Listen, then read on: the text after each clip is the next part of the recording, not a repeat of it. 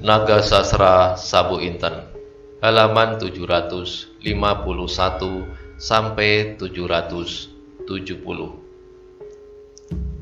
Ah, desah Maesho Jenar, cerdik juga kau menggertak aku. Mendengar perkataan itu, wajah Sawung Sariti menjadi merah. Orang-orang kebanggaannya itu agaknya dipandang rendah oleh Maesho Jenar.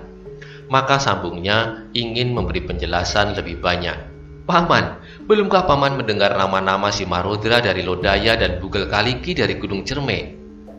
Maesho Jenar kemudian tertawa. Sengaja ia tertawa panjang. Katanya, Sawung Sariti, sudah siapkah pasukanmu? Jangan berbicara seperti berbicara dengan orang-orang pamingit yang bodoh. Aku bukan anak-anak lagi. Kau sekarang berbicara dengan seorang tua, setua ayahmu, Lembu Soro.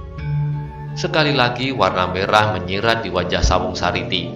Kalau saja ia belum pernah mendengar tentang Maesho Jenar yang pernah mendapat gelar Ronggo Tohjoyo itu, ingin ia menghancurkan kepalanya saat itu juga. Tetapi terhadap Maesho Jenar, ia tidak berani berbuat demikian. Namun, di dalam hatinya ia berjanji bahwa ia ingin membunuh orang ini dengan tangannya. Ia telah minta si Marodra tua dan Bugel Kaliki untuk menangkapnya hidup-hidup di samping saudara sepupunya, Aryo Saloka. Namun demikian, otaknya ternyata masih dapat bekerja dengan baik. Ketika sekali lagi ia memandang ke arah pasukannya, maka mulailah ia membanding-bandingkan dengan pasukan Gedangan. Menurut perhitungannya, Laskar Gedangan mempunyai jumlah orang lebih banyak. Tetapi, ia tidak melihat di antaranya ada orang-orang yang mempunyai nama.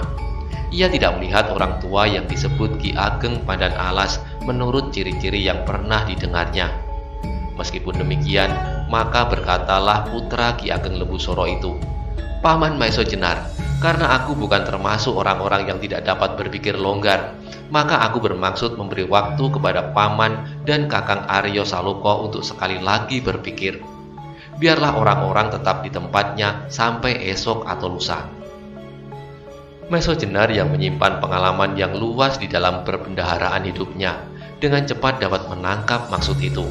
Maka jawabnya, Sawung Sariti, jangan kau menganggap bahwa hanya pasukan dari Pamingit yang wenang mengambil prakarsa dalam arena yang sudah membayang di hadapan kita. Pasukan yang sudah berhadapan akan kehilangan kesabaran untuk menunggu sampai besok atau lusa. Bersiaplah, aku akan mulai. Dada Sawung Sariti terguncang mendengar kata-kata Maesho Jenar.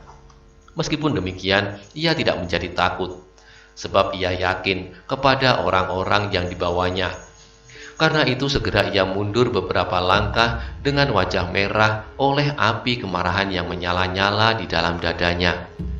Tetapi saat itu ia pun sadar bahwa Maesho Jenar adalah bekas seorang prajurit pengawal raja. Karena itu apa yang dikatakan pasti benar-benar akan dilakukan. Maka segera Sawung Sariti mengangkat tangannya memberi aba-aba untuk segera bersiap. Tetapi dalam pada itu terjadilah hal-hal di luar perhitungan, baik Sawung Sariti maupun Maesho Jenar. Ketika segenap orang dalam barisan Pamingit itu mulai bergerak untuk menyusun diri, tampaklah seorang dengan enaknya berjalan keluar dari rombongan itu, menuju langsung ke arah Maesho Jenar. Bahkan kemudian disusul oleh seorang lagi. Mereka berjalan seperti orang yang sudah kehilangan kesabaran.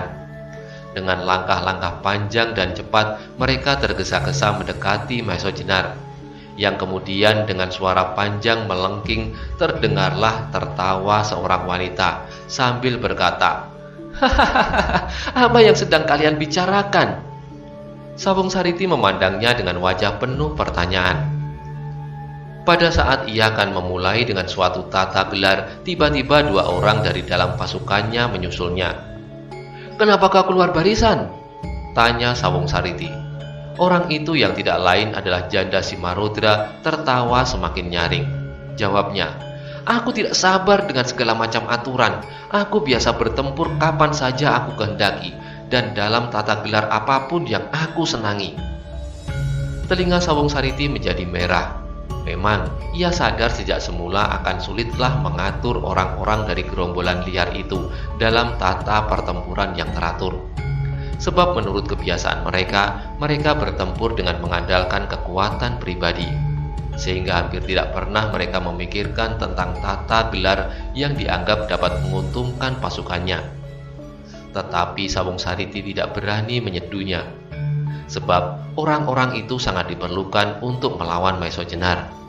Karena itu bagaimanapun kecewanya terhadap orang-orang itu, namun perasaan itu disimpannya saja di dalam dadanya. Sawung Sariti menjadi semakin berdebar-debar ketika janda dari Gunung Tidar itu langsung datang kepada Maiso Jenar dan berkata, "Maiso Jenar, aku datang untuk memenuhi kata-kataku pada saat kau membunuh suamiku di pedukuhan ini. Aku tidak peduli apakah urusanmu dengan Sawung Sariti, tetapi aku merasa bahwa akulah yang paling berhak untuk membalas dendam." Maiso Jenar yang sangat muak melihat perempuan itu menjawab dengan keras, "Sekendakmu lah, kalau kau merasa perlu membalas dendam, cobalah untuk memenuhi tuntutan dendam itu. Aku tidak akan menyingkir." Mendengar jawaban Maiso Jenar itu, janda Simarudra sama sekali tidak menjadi marah. Malah dengan tertawa pendek, ia menjawab, "Bagus, aku akan segera melakukannya. Tetapi aku kira bahwa aku dapat berbuat sebaliknya. Memaafkan kesalahanmu itu." Maiso Jenar ketika mendengar kata-kata Sawung Sariti dengan nada yang demikian pula, ia menjadi tidak senang. Apalagi ketika perkataan-perkataan itu keluar dari mulut janda Simarudra. Terasa seolah-olah darahnya menjadi mendidih. Katanya semakin keras, "Kalau hidupku kemudian hanya karena kebaikan hatimu, Simarudra betina, aku lebih baik membunuh diriku." Suara tertawa harimau itu malah menjadi semakin berkepanjangan. Katanya, "Dengan terbunuhnya suamiku, aku merasa kehilangan sesuatu yang paling berharga dalam hidupku. Karena itu aku pun harus mendapatkan ganti sesuatu dengan yang hilang itu. Kalau kau mampu menggantinya, aku akan melupakan peristiwa yang paling menyedihkan dalam hidupku itu." Sekarang Maiso Jenar benar-benar tidak dapat mendengar kata-kata itu lagi. Telinganya menjadi seolah-olah terbakar. Karena itu, tidak ada alasan untuk mendengarkannya lebih lama ocehan janda Simarudra itu. Dengan tenangnya, Maiso Jenar melangkah ke samping. Kedua tangannya diangkatnya tinggi. Kemudian dengan gerakan lurus tangan itu direntangkannya ke samping. Seterusnya kembali ke atas. Ternyata ia sudah mulai menyiapkan pasukannya dalam gelar yang diperlukan, Sapit Urang. Melihat aba-aba itu, Sawung Sariti segera merasa perlu untuk menyiapkan pasukannya pula. Sesuai dengan sifatnya yang sombong, ia sama sekali tidak berusaha untuk menyesuaikan diri dengan gelar Supit Urang yang sudah dipersiapkan oleh Maiso Jenar.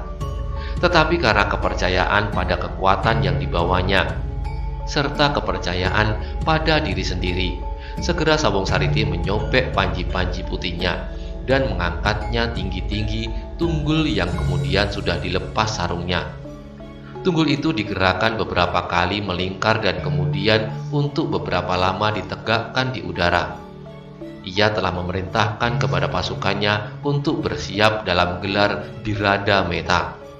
Tetapi agaknya janda Simarudra tidak peduli pada persiapan-persiapan itu. Sekali lagi ia berkata, "Maiso Jenar, aku dapat mencegah pertempuran ini. Bahkan kalau perlu aku dapat menghancurkan pasukan Pamingit itu apabila kau dapat mencarikan ganti suamiku yang telah hilang."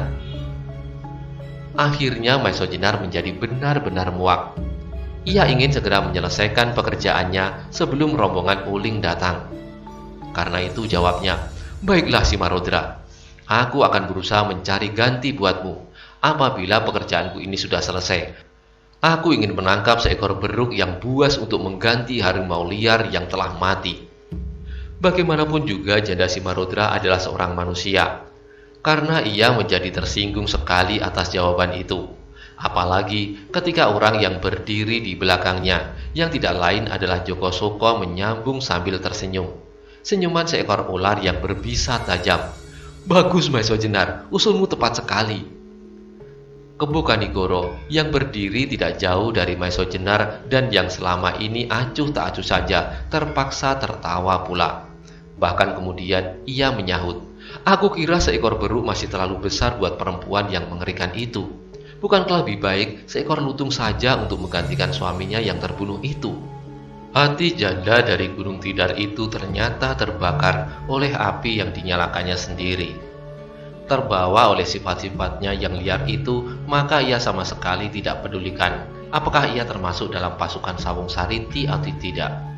Langsung ia meloncat maju dan dengan garangnya menyerang Maiso Jenar dengan kuku-kukunya yang tajam beracun. Untunglah bahwa Maiso Jenar adalah seorang yang selalu waspada, sehingga dengan mudahnya ia meloncat ke samping menghindari serangan itu. Tetapi janda Simarudra itu pun bukan seorang yang dapat diremehkan. Bertahun-tahun ia hidup dalam dunia kejahatan dan perkelahian. Karena itu, ia tidak bermaksud memberi ruang untuk bergerak bagi lawannya. Dalam pada itu, salah seorang yang berdiri di belakang Maiso Jenar, di dalam barisan orang-orang gedangan, terdapatlah seorang yang memiliki dendam sedalam lautan kepada perempuan liar itu.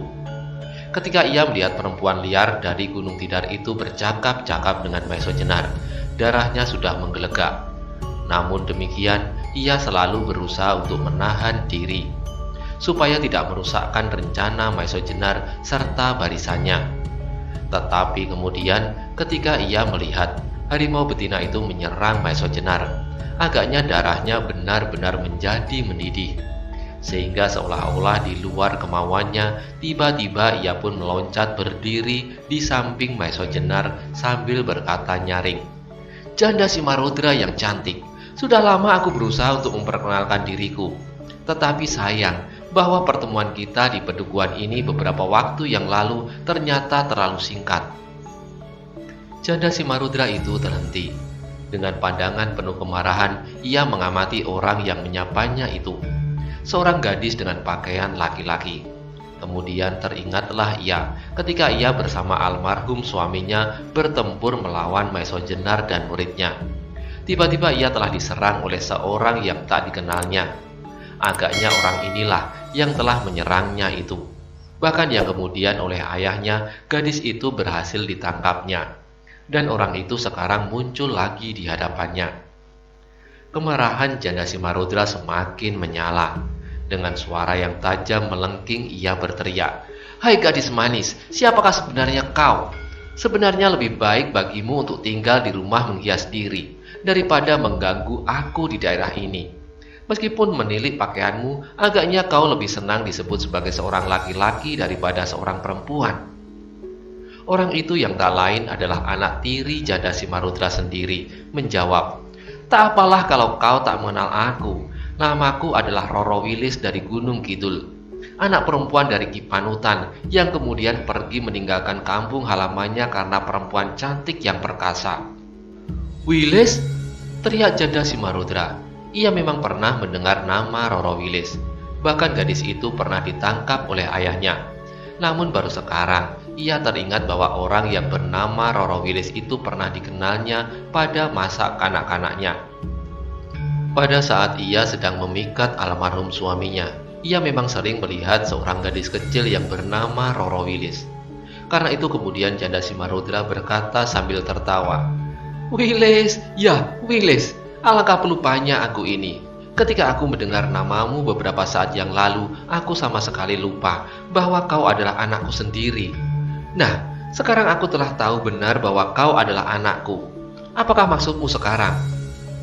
Dengan nada yang tak kalah lantangnya, Wilis menjawab, agaknya kau ingat juga apa yang pernah kau lakukan atas ayah beberapa tahun yang lewat. Ketahuilah bahwa karena itu keluargaku menjadi terpecah-pecah." Geram perempuan itu. "Itu bukan hanya salahku. Kau kira kalau ayahmu bukan seorang laki-laki rakus, aku dapat memaksanya pergi?" Wilis mengerutkan keningnya. Kemudian jawabnya, "Kau benar. Namun kejadian itu bukanlah suatu kebetulan. Kaulah sebabnya, dan keluargakulah yang harus menanggung akibatnya." Tiba-tiba perempuan itu tertawa lebih keras. Katanya, "Hahaha, sebenarnya kalau kau menuntut ayahmu itu, tuntutlah kepada laki-laki di sampingmu itu. Dialah yang telah membunuhnya." Mendengar seruan itu, dada Maiso Jenar berdesir. Memang, Pada saat Simarodra terbunuh, Roro Wilis menjadi sangat marah kepadanya. Bahkan masih terasa betapa ujung pedang gadis itu melukai dadanya. Sekarang peristiwa itu diingatkan lagi. Tetapi ternyata jawaban Roro Wilis melegakan hati Maiso Jenar. Aku tahu itu, janda Simarodra, bahwa laki-laki di sampingku inilah yang telah membunuh ayahku. Tetapi hal itu bagiku adalah jalan yang sebaik-baiknya daripada setiap hari ayahku selalu menimbun dosa. Terdengar harimau betina itu menggeram marah. Usahanya untuk mengadu kedua orang itu tidak berhasil. Karena itu ia berteriak, "Baik, lalu apa maumu?" "Menurut pikiranku," jawab Roro Wilis, "aku pun akan membuat jasa kepadamu, seperti apa yang telah terjadi pada ayahku. Kau, ibuku, harus juga aku cegah untuk tidak membuat dosa setiap hari, agar kau tidak usah berhenti terlalu lama di dalam api pencucian kelak." Perempuan liar itu sudah menjadi pening mendengar kata-kata Roro Wilis. Karena itu, ia tidak menjawab lagi. Dengan garangnya, ia berteriak sambil meloncat menyerbu. Untunglah bahwa Roro Wilis pun telah bersiaga. Dengan lincahnya, ia meloncat menghindar. Bahkan dengan kakinya ia menyerang lambung harimau betina itu. Namun janda Simarodra pun memiliki pengalaman yang luas, sehingga dengan siku tangannya ia menutup lambungnya. Melihat lawannya melindungi diri, Roro Wilis menarik kakinya. Namun kemudian tangannya dengan cepat menyambar tengkuk. Sekali lagi harimau betina itu meloncat mundur. Namun kemudian ia tidak mau diserang lagi. Dengan garangnya kemudian mengembanglah jari-jari janda Simarodra yang berkuku tajam, dengan logam beracun di ujung-ujungnya. Sesaat kemudian terjadilah pertempuran sengit. Pertempuran yang dilambari oleh tuntutan dendam yang telah lama tersimpan di dalam dada dan sekaligus merupakan suatu usaha untuk melenyapkan benih-benih kejahatan yang dapat tumbuh di kemudian hari. Roro Wilis maupun janda Simarodra memiliki kelincahan yang mengagumkan. Janda Simarodra bertempur dengan ilmu yang diwarisi dari ayahnya, yang memiliki unsur-unsur kegarangan yang mengerikan, dengan gerak-gerak harimau lapar. Sedangkan Roro Wilis adalah cucu sekaligus murid Ki Ageng Pandan Alas, seorang sakti yang bertahun-tahun menekuni ilmunya sehingga sukar untuk mendapat bandingan. Karena itu, pertempuran yang terjadi adalah merupakan pertempuran antara ilmu jahat melawan ilmu yang dengan gigih berusaha untuk menumpasnya. Dalam keadaan yang demikian, untuk beberapa saat semua mata terpaku pada pertempuran itu. Maiso Jenar dan Kebo Kanigoro yang mempunyai wawasan yang dalam segera melihat keadaan Roro Wilis sama sekali tidak mengkhawatirkan. Karena itu, mereka tidak perlu tergesa-gesa mengambil tindakan terhadap perempuan liar itu. Apalagi di hadapan mereka masih terdapat orang-orang yang cukup berbahaya. Joko Soko yang berdiri dekat titik perkelahian agaknya sangat tertarik melihatnya. Dengan tersenyum aneh, ia bahkan dengan enaknya duduk menonton. Tidak jauh di belakang pasukan gedangan, pedukuhan gedangan menjadi amat sepi. Seolah-olah pada saat matahari sudah demikian tingginya masih saja lelap dalam tidurnya. Rumah-rumah bambu yang tegak seakan menjadi tak berpenghuni. Sedangkan anak-anak kecil erat berpegangan ujung-ujung baju ibunya yang menahan debar jantung melepas suami pergi berperang. Tetapi ketika terasa mata mereka hangat oleh titik-titik air yang tak tertahankan lagi, diulanginya kata-kata yang pernah didengar dari lurah mereka, bahwa tugas yang paling mulia bagi seorang laki-laki adalah berjuang untuk tanah kelahiran. Dan sekarang suami mereka sedang menjalani tugas mulia, sebab ada orang lain yang akan mengganggu ketentraman kampung halaman mereka, seperti yang pernah terjadi beberapa saat sebelumnya. Jarak antara kedua pasukan itu menjadi semakin dekat, sehingga akhirnya seperti dua jalur air bah yang berbenturan, meledaklah pertempuran yang dahsyat. Pasukan Pamingit yang dibantu laskar dari Gunung Tidar mempunyai pengalaman yang lebih banyak dibandingkan laskar gedangan.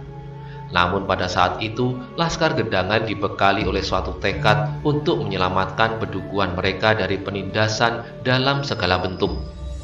Apalagi dalam waktu terakhir, mereka telah menerima gemblengan yang berat dari seorang yang dapat dibanggakan, yaitu Maiso Jenar dibantu Keboganigoro, Wanamerta, serta Aryo Saloka. Demikianlah, dering senjata di sela-sela gemerincing pedang beradu perisai terdengar di antara pekik sorak dari kedua belah pihak, seperti membelah langit. Kilatan-kilatan ujung-ujung pedang memantulkan cahaya matahari seperti sinar-sinar yang menyambar-nyambar. Dalam pertempuran itu, Keboganigoro menempatkan dirinya untuk melawan Bugel Kaliki. Sedangkan Maiso Jenar bertempur mati-matian melawan Simarodra yang bernafsu untuk menuntut balas atas kematian menantunya. Sedangkan di antara pasukan yang bertempur itu, Janda Simarodra dan Roro Wilis masih saja berkelahi, seolah-olah tidak terpengaruh oleh pertempuran yang menyala-nyala di sekitarnya. Pada saat hiruk-pikuk itulah, Joko Suko ingin mendapatkan keuntungan. Ia sudah tidak berpikir lagi untuk ikut serta memusnahkan orang-orang Gedangan yang pernah mengecewakan hati Sawung Sariti atau Maiso Jenar. Ia berharap Bugel Kaliki dan Simarodra dapat menyelesaikan pekerjaan itu. Dengan demikian, ia pun akan kehilangan seorang saingan dalam memperebutkan Nogo Sosro dan Sabu Inten. Lebih daripada itu, ia pun akan kehilangan seorang saingan pula dalam perebutan gadis yang bagaimanapun tak dapat dilupakan. Sebab ia tahu bahwa agaknya Maiso Jenar pun bukan tanpa pamrih untuk selalu melindunginya. Sekarang, Maiso Jenar sedang sibuk bertempur melawan Simarodra tua. Ia mengharap bahwa Maiso Jenar tidak akan dapat keluar dari pertempuran itu lengkap dengan nyawanya. Maka ketika semua orang yang berada dalam lingkaran pertempuran itu sedang sibuk menyambung nyawa, tiba-tiba Joko Suko meloncat menerjang ke arah Roro Wilis yang sibuk melayani Janda Simarodra. Dengan demikian, ia menjadi tidak memperhatikan kedatangan bahaya yang baginya lebih dahsyat daripada mati. Tetapi kemudian Joko Suko dikejutkan oleh suatu serangan yang tak diduganya pada saat ia menyergap Roro Wilis. Apalagi ketika ia sudah sempat mengamati orang yang menyerangnya itu. Ia tidak lebih dari seorang gadis tanggung yang dengan lincahnya menyambar-nyambar seperti seekor sikatan menangkap belalang. Gadis itu tidak lain adalah Widuri yang dengan diam-diam ikut serta dalam barisan orang-orang Gedangan. Melihat gadis tanggung itu mengganggunya, Joko Suko menjadi marah bukan buatan. Sekali ini ia tidak mau gagal lagi. Karena itu, segera ia mengerahkan tenaganya untuk dengan cepat membinasakan anak yang telah berbuat lancang itu. Tetapi sekali lagi ia menjadi heran. Kalau semula ia kagum akan kegesitan Roro Wilis, sekarang ia terpaksa mengagumi gadis tanggung yang dapat bertempur dengan tangkasnya. Bahkan serangan-serangannya kadang-kadang terasa sangat berbahaya. Kekaguman itulah kemudian yang menambah kemarahan Joko Suko. Terhadap anak kecil yang baru dapat berjalan beberapa langkah, ular laut dari Nusa Kambangan itu tidak dapat segera dapat mengatasinya. Dengan demikian, Joko Suko bertempur mati-matian mendesak lawannya. Dalam pada itu, bagaimanapun cakapnya Widuri membawa dirinya, namun ia telah melawan seorang yang mempunyai nama menakutkan dalam kalangan bajak laut. Joko Suko yang taman itu adalah ular yang berbisa sangat tajam. Karena itu, segera terasa bahwa ia masih belum sampai pada tingkatan yang cukup untuk melawannya. Meskipun demikian, Indang Widuri adalah seorang gadis yang berjiwa besar, sebagaimana tersimpan dalam saluran darah Handayaningrat. Karena itu, ia sama sekali tidak mengeluh atau menyesal. Bahkan segera ia pun mengerahkan segala ilmu yang pernah dipelajarinya untuk mempertahankan diri. Untunglah bahwa dari sela-sela gemerlapnya pedang, Keboganigoro dapat melihat bayangan gadisnya yang meloncat-loncat dengan lincahnya.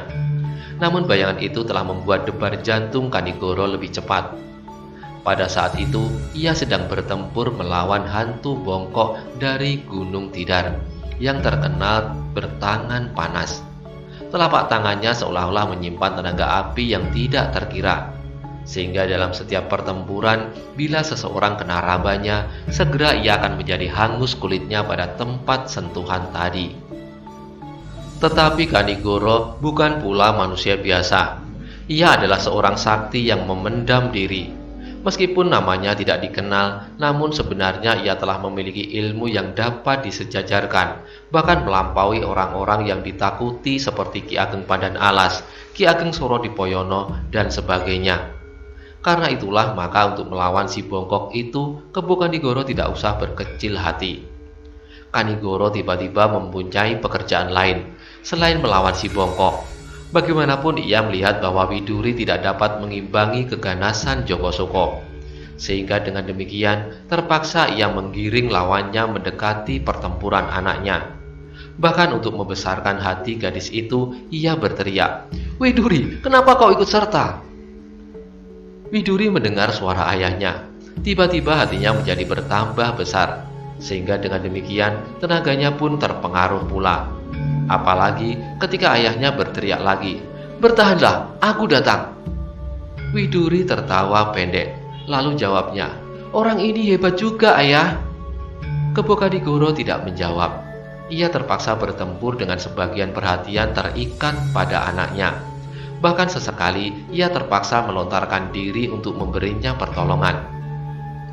Kalau saja ia tidak berbuat demikian, maka ia perlahan-lahan namun pasti akan segera dapat mendesak lawannya.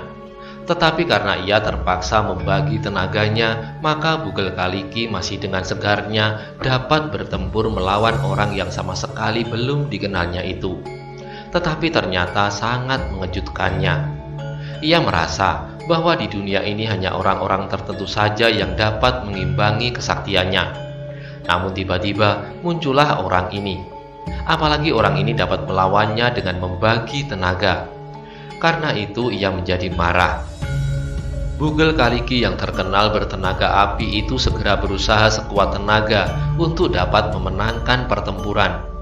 Namun bagaimanapun, kemudian ia terpaksa mengakui kedahsyatan tenaga Kebo Kanigoro. Sehingga dengan demikian, Bugel Kaliki harus lebih berhati-hati lagi.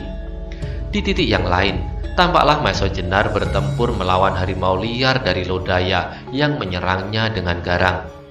Orang tua yang berkerudung kulit harimau hitam itu mula-mula merasa bahwa dalam waktu yang pendek dapat menyelesaikan pekerjaannya. Sebab ia merasa bahwa Maeso Jenar berdua dengan Gajah Soro, bahkan dengan sepasang keris naga sasra dan sabu inten, tak dapat mengalahkannya. Malahan seandainya pada saat itu tidak datang Titis Anganten, Maeso Jenar pasti sudah binasa. Tetapi ternyata harimau liar itu menghadapi suatu kenyataan lain. Maeso Jenar yang bertempur pada saat itu ternyata bukanlah Maeso Jenar beberapa tahun yang lampau. Ilmunya kini menjadi jauh dibanding masa-masa itu. Karena itu ia pun menjadi marah bukan kepalang. Dengan menggeram dahsyat, ia menerkam Maeso Jenar dengan garangnya. Namun, Maeso Jenar kini telah benar-benar merupakan seorang yang luar biasa. Bahkan orang yang pernah melihat cara almarhum gurunya bertempur pasti akan berkata di dalam hati, Maeso Jenar benar-benar telah merupakan bayangan yang tepat dari Ki Ageng Pengging Sepuh. Karena itulah, si Marudra menjadi keheran-heranan. Apalagi ketika ternyata bahwa Maeso Jenar dapat mendesaknya dengan tajamnya. Demikianlah, pertempuran itu berkobar-kobar dengan dahsyatnya. Debu putih mengepul naik ke udara seperti tirai kabut yang tebal. Sedangkan matahari semakin lama menjadi semakin tinggi, membawa wajahnya yang lesu menempuh garis edarnya. Garis yang telah dilaluinya setiap hari. Sesekali bergeser ke utara, sesekali bergeser ke selatan. Demikianlah telah berlangsung dari tahun ke tahun. Puluhan, bahkan ratusan dan ribuan tahun telah berjalan tanpa suatu perubahan. Dan dalam waktu yang demikian panjangnya, itu telah disaksikan segala macam kejadian di permukaan bumi ini. Telah disaksikan segala macam musim. Musim bunga, musim buah, musim hujan dan musim kering.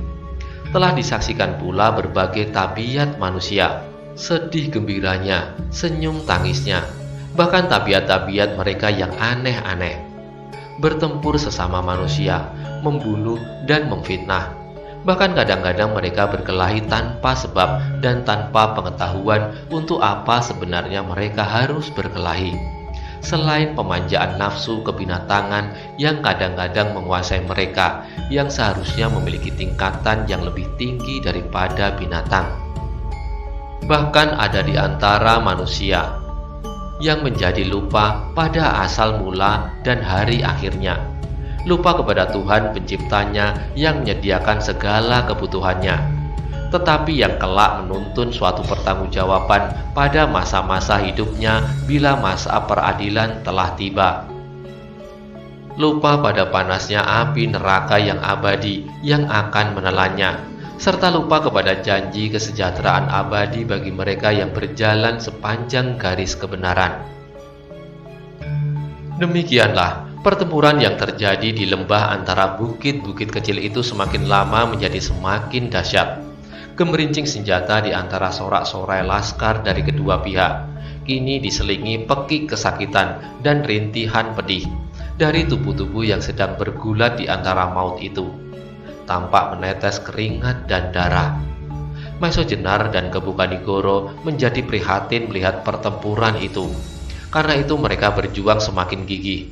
Kadang-kadang terdengar suara Maisojenar berteriak memberi aba-aba yang agaknya sangat menguntungkan laskar gedangan. Sebagaimana yang dinasihatkan Maisojenar bahwa seharusnya mereka lebih mementingkan kerjasama yang erat daripada bertempur seorang demi seorang. Dengan demikian, mereka tidak perlu harus terikat pada satu lawan, kecuali orang-orang tertentu seperti Maisojenar sendiri. Laskar gedangan juga telah dilatih untuk mempergunakan otak dalam saat-saat tertentu, sehingga dengan demikian mereka tidak akan kehilangan akal. Karena itulah, di samping jumlah yang memang lebih banyak, ketika matahari telah menanjak tinggi, tampaklah bahwa laskar gedangan berhasil mendesak lawan mereka. Simarudra tua dan Bugel Kaliki yang merasa sakti tanpa tanding terpaksa harus mengakui bahwa dunia ini terbentang sedemikian luas sehingga tidak seluruhnya dapat dijajakinya. Oleh kenyataan itu, berbesar hatilah seluruh laskar dari gedangan. Semakin lama mereka bertempur, semakin segarlah tubuh mereka oleh kemenangan demi kemenangan yang mereka peroleh. Sehingga ketika matahari telah condong ke barat, titik pertempuran itu telah jauh bergeser. Namun orang-orang Pamingit dan Gunung Tidar bukan pula orang yang mudah berputus asa, karena gelar mereka ternyata tidak menguntungkan. Kemudian terdengarlah jerit galunggung di antara derak gempuran senjata memberi aba-aba. Demikian dahsyatnya teriakan itu sehingga dapat didengar oleh semua telinga di medan pertempuran itu. Demikian suara galunggung berhenti, berubahlah tata barisan orang-orang Pamingit dan Gunung Tidar. Mereka mengubah gelar di Radameta yang hampir rusak, dengar gelar Gelatik Neba. Dengan demikian pertempuran itu seolah-olah menjadi kacau balau. Orang-orang Pamingit dan Gunung Tidar secara perseorangan menyusup ke dalam barisan gedangan. Namun hal yang demikian telah mereka duga sebelumnya, sebab Maisojenar pun pernah memberikan beberapa petunjuk bagaimana seharusnya melawan gelar itu. Beberapa barisan laskar terdepan dari gedangan sengaja membiarkan beberapa laskar lawan mereka menyusup masuk. Namun demikian, mereka terbenam di dalam laskar gedangan.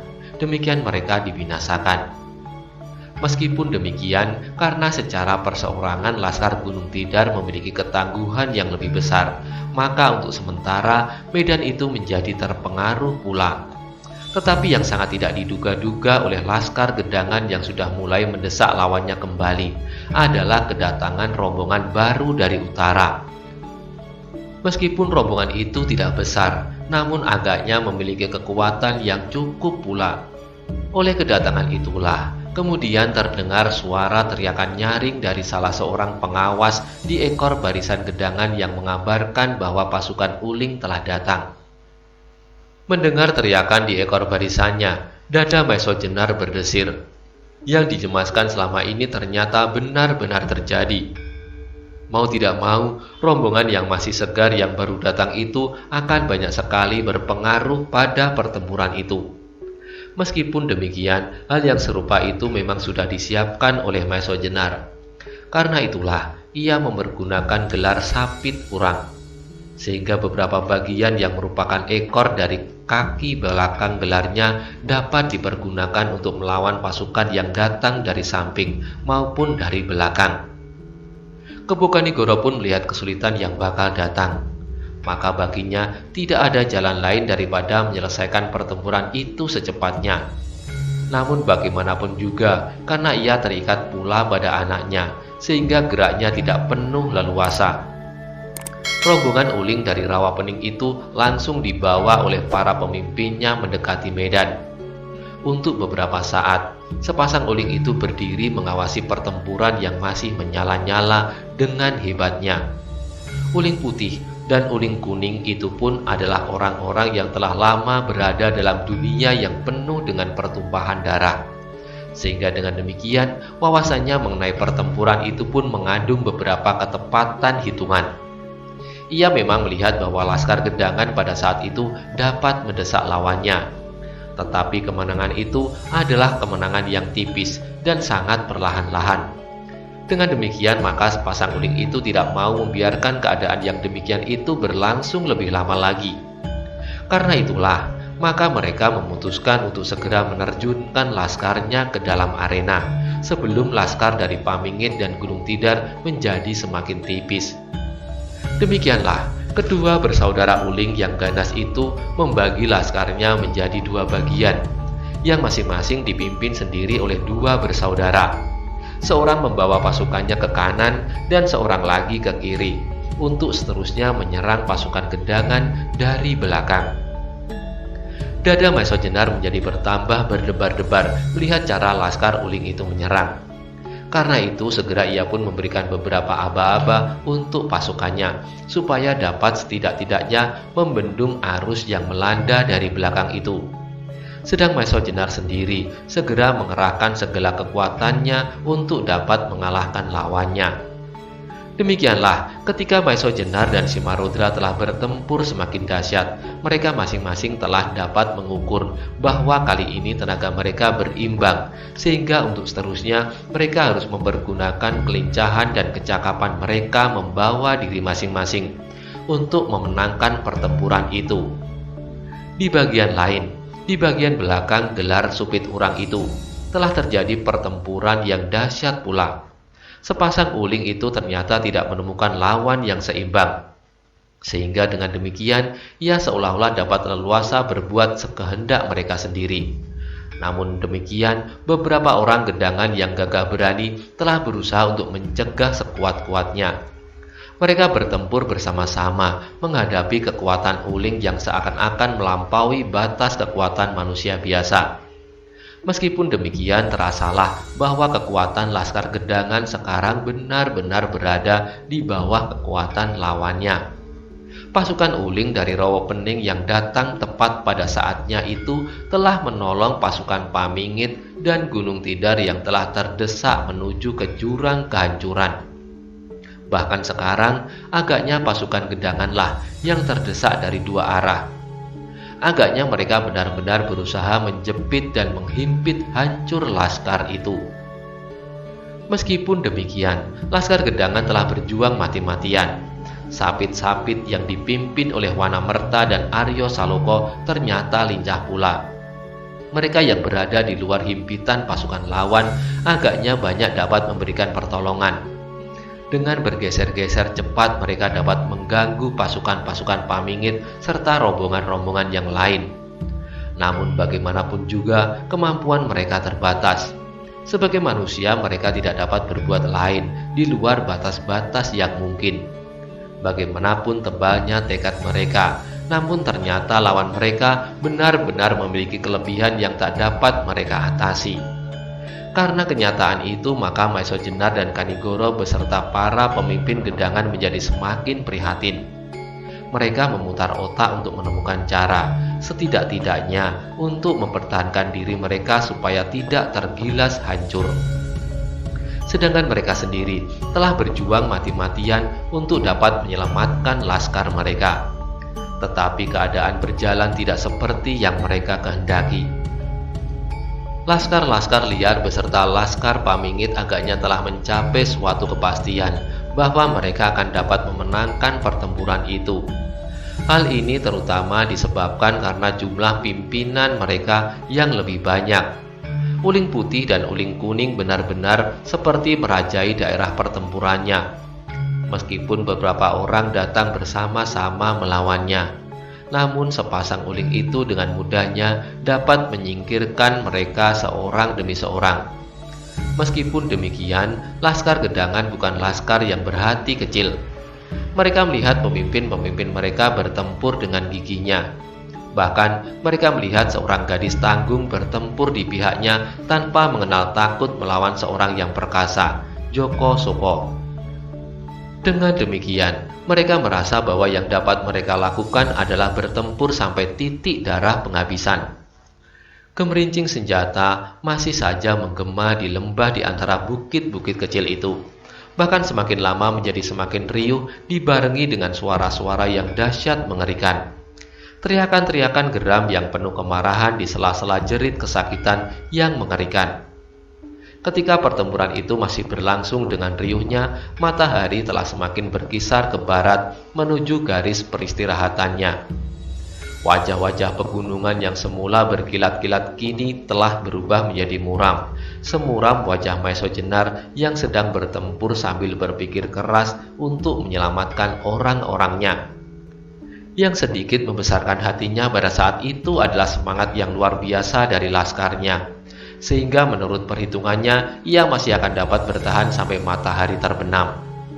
Setelah itu pertempuran pasti akan berhenti. Dengan demikian ia akan dapat mencari jalan dengan lebih tenang. Bagaimanakah sebaiknya untuk melawan kekuatan yang jauh lebih besar dari kekuatan sendiri itu? Sedangkan apabila perlu demi tegaknya sendi-sendi kemanusiaan, maka tidak berdosalah kiranya apabila terpaksa dilepaskannya aji andalannya, Sosro Birowo. Sesaat kemudian, langit telah dibayangi dengan warna merah. Tanah-tanah pegunungan menjadi semakin suram dan kehitam-hitaman. Kedua belah pihak agaknya telah mulai nampak lelah, kecuali laskar yang dibawa oleh sepasang uling dari Rowo Pening. Meskipun demikian, laskar Rowo Pening itu pun tidak dapat bertempur dengan sepenuh tenaga, sebab cahaya suram dari matahari yang telah jemu berjalan sepanjang hari telah tidak membantu lagi. Mereka telah menjadi ragu-ragu karena mereka sudah mulai agak sulit membedakan lawan dan kawan.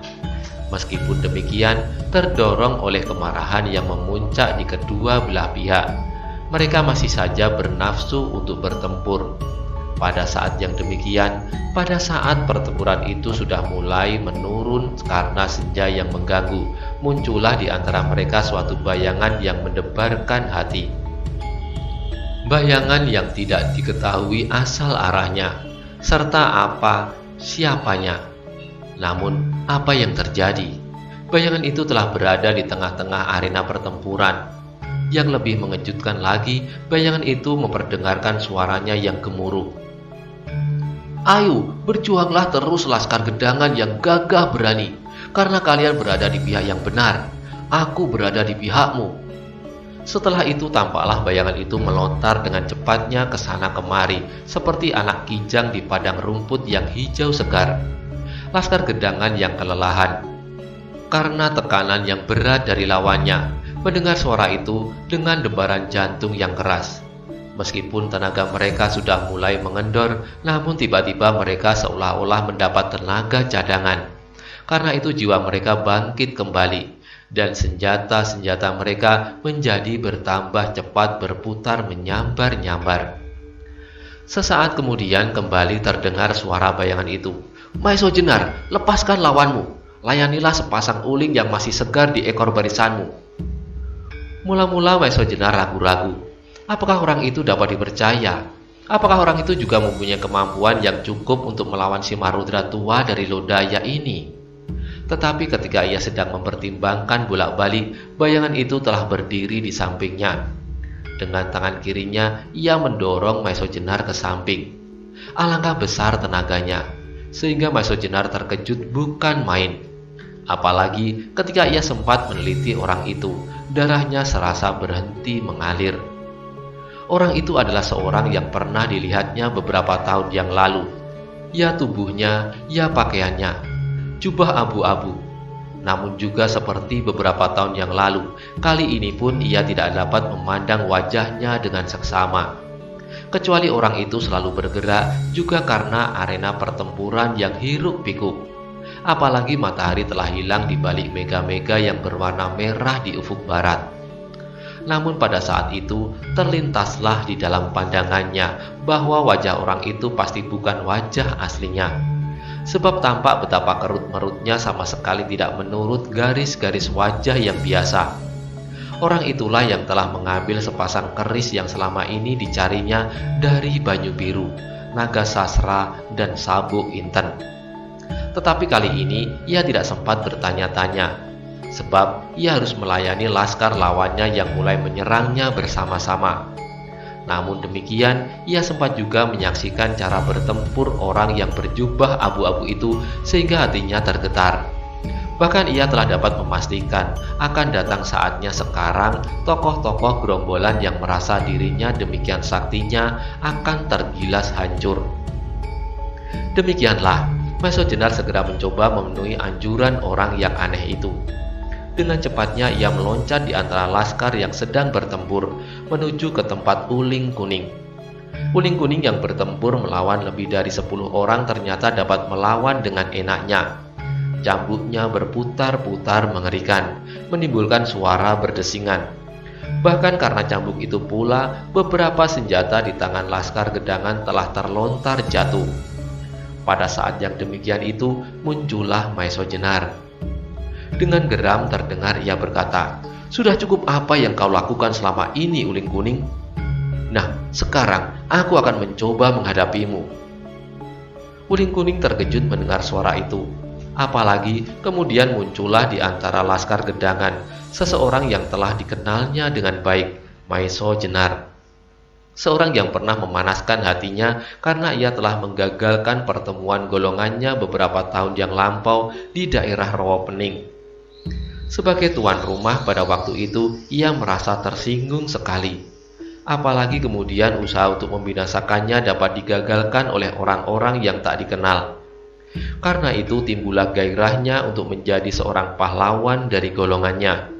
Maka dengan menggertakkan gigi, ia meloncat meninggalkan lawan-lawannya untuk menyongsong kedatangan Maison Jenar sambil berteriak dengan nyaring, "Nah, akhirnya aku ketemukan kau di sini, Ronggotoh Joyo. Mudah-mudahan akulah orang yang dapat memenggal lehermu dan membawanya dalam suatu pertemuan yang akan kita selenggarakan kemudian sebagai ganti dari pertemuan yang pernah kau gagalkan dahulu."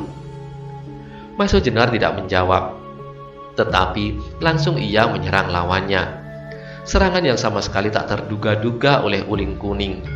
Karena itulah ia menjadi terkejut.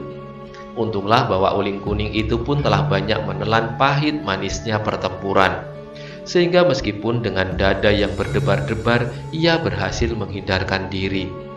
Bahkan karena itu ia menjadi heran, marah bukan kepalang. Diputarnya cambuknya semakin cepat, melampaui kecepatan baling-baling. Yang tampak kemudian hanyalah segulung sinar yang menyambar-nyambar Maison Jenar dengan dahsyatnya. Namun Maison Jenar sekarang bukanlah Maison Jenar yang dapat dijerumuskan oleh orang-orang hitam itu ke dalam jurang beberapa tahun yang lalu. Ia kini telah menguasai ilmunya hampir sempurna. Karena itu, sesaat kemudian terasalah bahwa serangan Maison Jenar menjadi semakin dahsyat, bagaikan badai yang datang bergulung-gulung menghantam daun-daun pepohonan, yang selembar demi selembar akan runtuh berserakan di tanah. Demikianlah akhirnya Uling Kuning menjadi basah kuyup oleh keringat yang mengalir dari lubang-lubang kulit di seluruh tubuhnya. Ia menjadi gugup dan gelisah, apalagi langit telah menjadi semakin suram, sehingga akhirnya ia merasa perlu untuk mendapat bantuan dari saudaranya. Sesaat kemudian terdengarlah cambuknya meledak 3 kali berturut-turut, yang segera mendapat jawaban dari arah lain dengan suara yang sama. Segera Maisojenar mengerti bahwa tanda itu adalah sebuah undangan bagi Uling Putih untuk datang membantunya. Dan apa yang diduga adalah benar. Sejenak kemudian dari hiruk pikuk yang semakin samar-samar muncullah seseorang yang bertubuh tinggi dan berwajah runcing. Sedang di tangan kanannya digenggamnya sebuah cambuk yang sama dengan cambuk Uling Kuning. Dialah orangnya yang bernama Uling Putih. Dengan serta-merta, uling yang satu ini pun langsung menyerang Maisojenar yang telah bersiaga untuk melawan keduanya. Dengan demikian pertempuran itu menjadi semakin dahsyat. Maisojenar terpaksa mengerahkan segenap kekuatannya untuk melawan kedua bersaudara yang ganas itu. Namun karena bekalnya telah cukup, maka Maisojenar tidak pula banyak mengalami kesulitan. Sejenak kemudian, matahari telah benar-benar tenggelam di bawah garis cakrawala. Sinarnya yang semburat merah telah terbenam dalam warna yang kelam, berbareng dengan munculnya bintang-bintang satu demi satu menghiasi wajah langit. Bulan yang masih muda menggantung di balik lembaran awan yang tipis, seolah-olah menyembunyikan wajahnya agar tidak menyaksikan betapa anak manusia di bumi sedang mengadu tenaga. Sedangkan angin pegunungan yang mengalir lirih menggoyang dedaunan menimbulkan suara berdesir. Sebuah lagu untuk memanjatkan doa demi keselamatan mereka yang sedang bertempur dalam lingkaran kebenaran. Pada saat yang demikian, kembali terasa betapa Laskar Gedangan mulai mendesak lawannya kembali. Kekuatan baru dari sepasang uling itu telah dapat diimbangi oleh Maisojenar beserta beberapa bagian Laskar Gedangan. Sedang orang baru yang berjubah abu-abu itu ternyata di samping bertempur melawan Simarodra, ia pun dengan serunya dapat mendesak pasukan Pamingit dan Gunung Tidar yang mencoba membantu harimau liar itu. Ketika mengetahui bahwa ternyata pemimpin pasukan gabungan dari Pamingit dan gerombolan golongan hitam, Maisojenar melihat bahwa pasukannya tidak mungkin lagi dapat tertolong apabila pertempuran diteruskan. Karena itu, diputuskannya untuk perlahan-lahan menarik diri, dan apabila mungkin besok dapat disusun kembali dengan gelar yang menguntungkan. Tetapi belum lagi ia memberikan aba-aba. Tampaklah sayap-sayap pasukannya menjadi kacau balau. Ternyata Simarodra tua sudah tidak dapat lebih lama lagi bertahan melawan orang yang berjubah abu-abu itu. Malahan tidak itu saja, orang yang berjubah abu-abu itu masih dapat melakukan tekanan-tekanan berat kepada Jokosoko dan bahkan Bugel Kaliki di samping lawannya sendiri. Hal inilah yang kemudian memaksa Simarodra untuk menghindar sebelum binasa. Sebab menurut perhitungannya, ia tidak mungkin lagi dapat melawan orang itu. Dengan demikian, untuk keselamatannya dan keselamatan namanya sebagai seorang tokoh sakti, lebih baik ia melarikan diri dengan tidak memperdulikan barisannya. Yang diusahakan pada saat itu adalah untuk mencoba menyelamatkan anak perempuannya, janda Simarodra muda. Tetapi agaknya ia sama sekali tidak diberi kesempatan bergerak oleh lawannya. Dengan demikian, usaha satu-satunya itu pun tidak dilakukan. Demikianlah, maka Simarodra itu secepat ia dapat meloncat meninggalkan arena. Bahkan kemudian ternyata tidak saja Simarodra, tetapi juga Bugel Kaliki. Ia bertempur semata-mata atas permintaan sahabatnya itu, di samping kepentingannya sendiri yang tidak terlalu penting, sebab ia dapat melakukannya di saat lain. Ketika diketahuinya bahwa sahabat yang membawanya itu menghilang dari pertempuran, ia pun tidak merasa perlu untuk bertempur lebih lama lagi. Apalagi ia dapat memperhitungkan kemungkinan-kemungkinan yang bakal terjadi apabila ia berkelahi terus. Karena itu, segera ia pun membenamkan dirinya dalam gelombang pertempuran itu dan seterusnya menghilang. Dengan demikian, maka kacaulah laskar yang berada di dalam pasukan-pasukan kedua orang itu, yang semula merupakan gading-gading dari gelar di Rada Meta, yang kemudian berubah menjadi gelar Gelati Neba. Karena kekacauan itulah, maka satuan pasukan Pamingit dan Gunung Tidar menjadi rusak sama sekali. Beberapa orang kemudian berbuat seperti pemimpin mereka, berusaha melarikan diri mereka masing-masing. Melihat kekacauan yang timbul dalam barisannya, Galunggung masih berusaha untuk memberikan aba-aba. Maksudnya supaya pasukannya mundur dengan teratur, tetapi usahanya sia-sia. Joko Soko yang merasa ditinggalkan oleh orang-orang sakti di atasnya merasa menjadi terlalu kecil pula. Sehingga dengan demikian ia pun sedapat mungkin menyelamatkan diri. Dalam kekacauan pertempuran itu, Kebukanigoro kehilangan jejak lawannya. Apalagi cahaya bulan muda itu sama sekali tidak mampu menembus tebalnya kabut yang masih mengepul tebal. Sedangkan orang yang berjubah abu-abu itu agaknya sama sekali tidak bernafsu untuk mengejar lawannya. Di bagian lain, sepasang uling yang bertempur dengan Maeso Jenar masih sempat mempertahankan kerampakan orang-orangnya, meskipun mereka kemudian juga melarikan diri. Namun, mereka tetap masih merupakan sebuah kesatuan. Bahkan beberapa orang yang berani selalu melindungi pimpinan mereka dari kejaran Maeso Jenar, sehingga akhirnya mereka berhasil menghilang di balik kepulan debu yang tebal. Maeso Jenar terpaksa menghentikan pengejarannya dan kembali kepada induk pasukannya. Namun sampai di bekas tempat pertempuran itu, ia terkejut ketika ia masih melihat dua orang yang bertempur mati-matian. Mereka, kedua orang itu, yang sejak semula tidak menghiraukan peperangan yang baru saja terjadi, sampai kini masih saja bergulat di antara hidup dan mati. Mereka itu adalah janda Simarodra muda melawan Roro Wilis dengan pakaian laki-lakinya, yang dalam bentuknya itu ia lebih senang disebut budak wangi. Janda Simarodra sebenarnya menyadari pula bahwa pasukan Pamingit dan Gunung Tidar tidak dapat bertahan lebih lama lagi. Bahkan sebenarnya ia pun ingin ikut serta lenyap bersama mereka. Namun agaknya usahanya dapat digagalkan oleh Roro Wilis yang menahannya dengan kata-kata yang dapat menyinggung perasaan perempuan yang ganas itu. Kata-kata Roro Wilis ketika ia melihat harimau betina itu sedang mencari jalan keluar. "Ibu yang baik, jangan hentikan permainan itu. Bukankah sewajarnya kalau seorang ibu mengajari anaknya bermain? Jangan takut orang lain akan turut campur. Persoalan kita adalah persoalan pribadi, sehingga aku tidak mau ada orang lain yang ikut dalam persoalan ini." "Bohong!" jawab janda itu. "Kau akan menjebak aku." Roro Wilis tertawa menyakitkan hati. Katanya, "Aku bukan jenismu yang suka berdusta. Kau akan melihat padaku satunya kata dan perbuatan. Kalau kau memang tidak berani berhadapan dengan cara ini, lebih baik kau berjongkok di bawah telapak kakiku untuk mohon maaf yang sebesar-besarnya.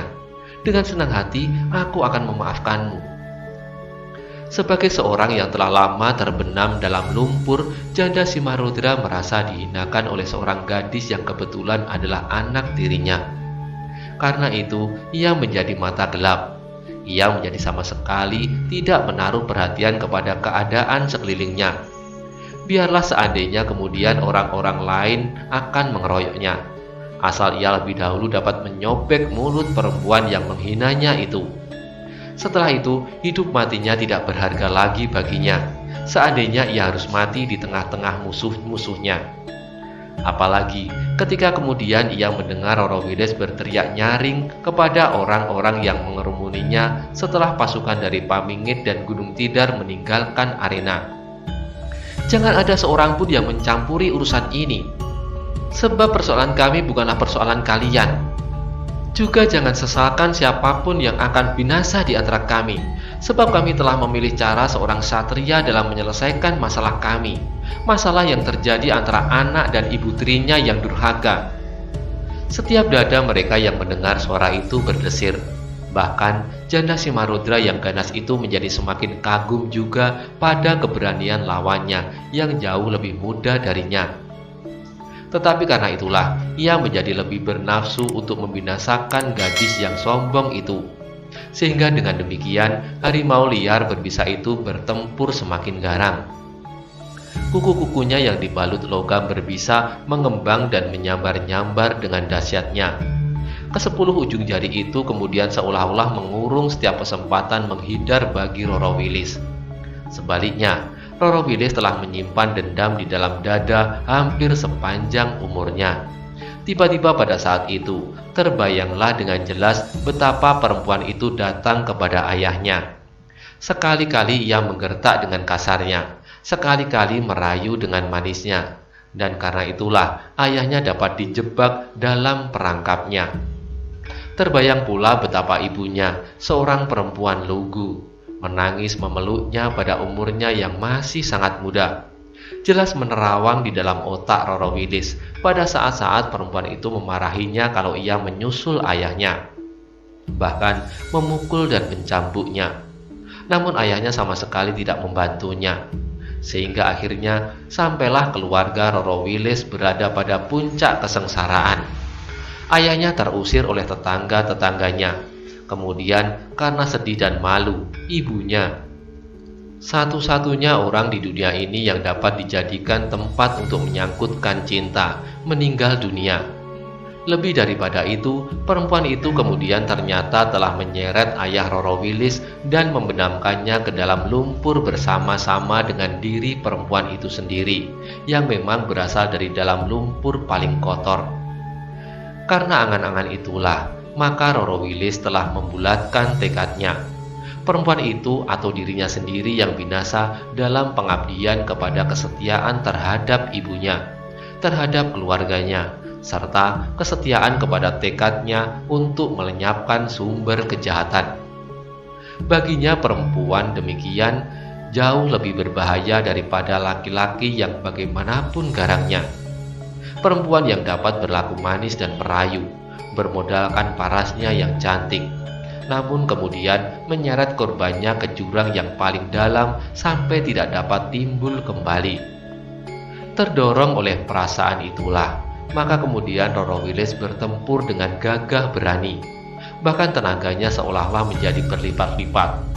Meskipun demikian, mereka yang menyaksikan Kebu Kanigoro, Wanamerta, kemudian menyusul Maiso Jenar dan orang yang berjubah abu-abu yang berdiri agak jauh beserta seluruh laskar gedangan terpaksa beberapa kali menahan nafas. Sebab ternyata harimau betina itu benar-benar mempunyai cara bertempur yang berbahaya. Sesekali ia meloncat menerkam dengan garangnya, tetapi kemudian dengan teguhnya berdiri menanti serangan-serangan lawannya.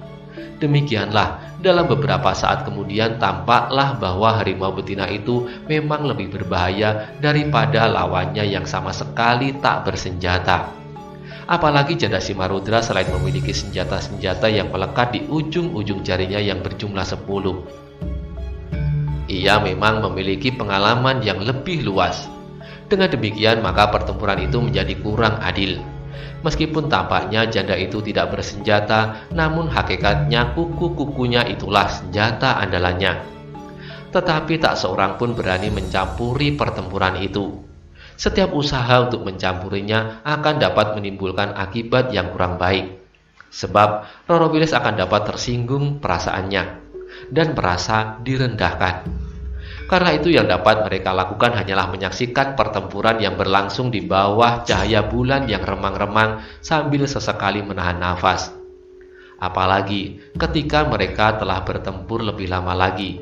Janda Simarudra sudah terlalu biasa melakukan pertempuran-pertempuran kasar dan lama. Sedangkan Roro Wilis hampir belum pernah mengalami pertempuran yang sedemikian lamanya. Sehari penuh. Dengan demikian, tampaklah bahwa tenaga Roro Wilis menjadi bertambah lemah. Hanya karena kemauannya yang sangat kuatlah yang menjadikannya kuat bertahan. Meskipun demikian, terasa pula olehnya bahwa perempuan liar itu memiliki beberapa kelebihan daripada Wilis. Sehingga sambil bertempur terpaksa Roro Wilis mencari titik-titik kekuatan lawannya. Akhirnya diketemukannya apa yang dicarinya itu. Kelebihan itu terletak pada kuku-kukunya yang sangat berbahaya, seperti yang pernah dikatakan oleh Maiso Jenar. Pada beberapa saat yang lalu, ia pernah pula bertempur dengan janda itu. Namun kemudian, janda Simarudra agaknya telah tekun menambah kekuatannya, sehingga sambaran kuku-kukunya itu menjadi jauh lebih berbahaya. Bersambung ke halaman 771.